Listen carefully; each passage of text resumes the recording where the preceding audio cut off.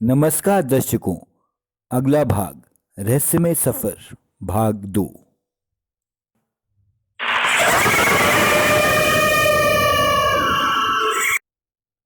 मैंने जैसे ही पिछली सीट पर देखा, मेरी रूह कांप उठी।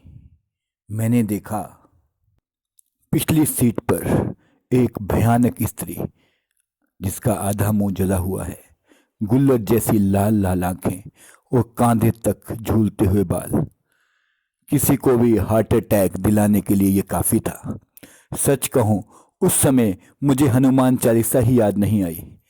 समीर ने डर के कारण ब्रेक दबाने के बजाय एक्सीलेटर दबा दिया। शायद ये कोई देवयोग ही होगा, और गाड़ी सरपट दौड़ने लगी।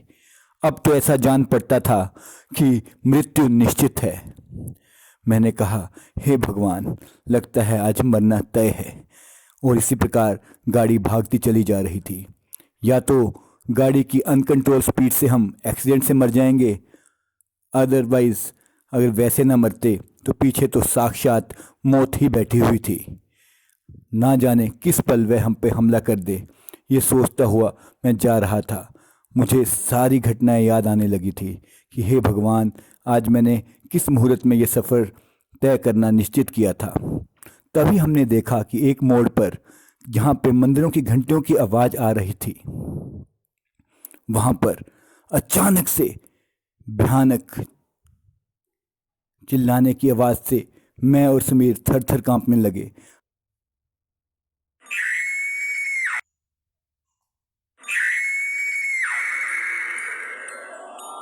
हमें पसीना आ रहा था। समीर ने अपनी आंखें बंद कर ली।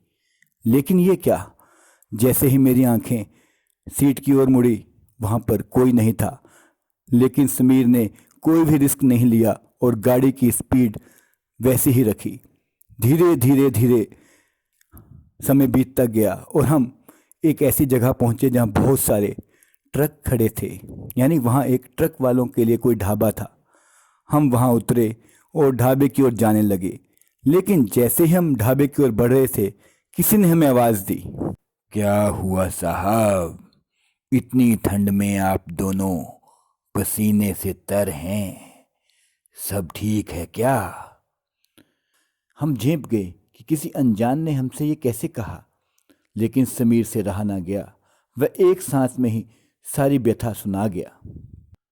उस ड्राइवर ने तीक्ष्ण दृष्टि से हमारी ओर देखा और कहा, आप लोगों के घर में क्या कोई बड़ा बुजुर्ग नहीं है?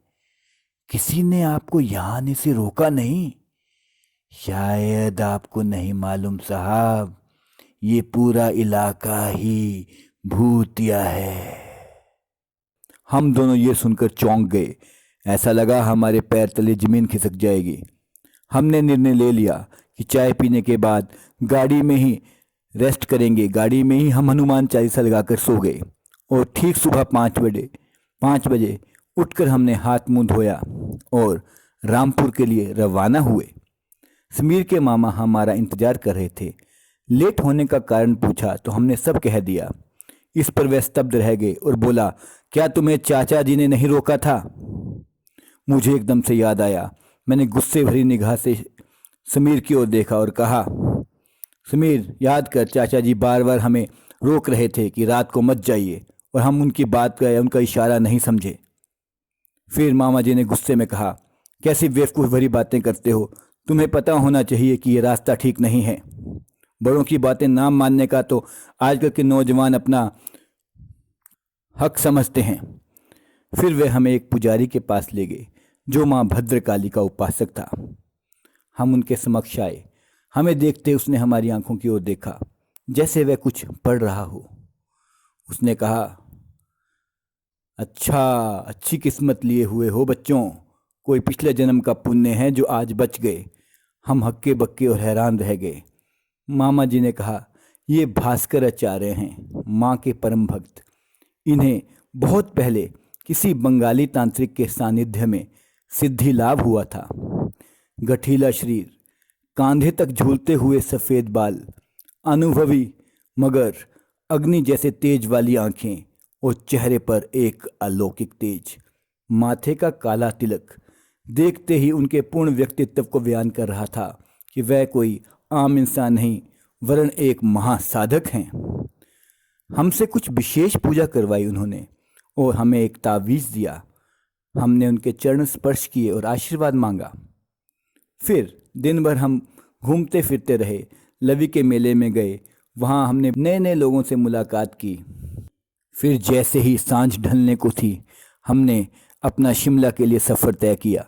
मैं अभी भी डर रहा था, पर मुझे पूर्ण विश्वास था बाबा पर। मैंने उनका तावीज़ और मंत्र अपने पास ही रखा हुआ था और मैं मंत्र का जाप लगातार करता गया। हालांकि जब हम शिमला पहुंचने वाले थे उससे पहले ही रात हो चुकी थी, लेकिन रास्ते में कोई भी अप्रत्याशित घटना नहीं घटी और हमारा सफ़र अच्छा रहा। नियत समय पर हम शिमला पहुंच गए, लेकिन सच कहूं दोस्तों, आज भी वह दृश्य आंखों के सामने जब जब तैरता है तो मेरे रोंगटे खड़े हो जाते हैं। एक अजीब सी सिरहन पूरे शरीर में दौड़ जाती है। वह घटना मैं अभी भी अपने जहन से नहीं भुला पाया हूँ। दर्शकों, अगर आपके पास भी ऐसी कोई सच्ची घटना है तो आप कृपया हमें लिख भेजें। आप मेरे व्हाट्सएप नंबर पे कांटेक्ट कर सकते हैं। आशा करता हूँ आपको ये सच्ची घटना पसंद आई होगी और आप समझ पाए होंगे कि इंसानी शख्सियत के अलावा भी इस दुनिया में अनेकों अदृश्य सत्ताएं रहती हैं। धन्यवाद प्रिय दर्शकों।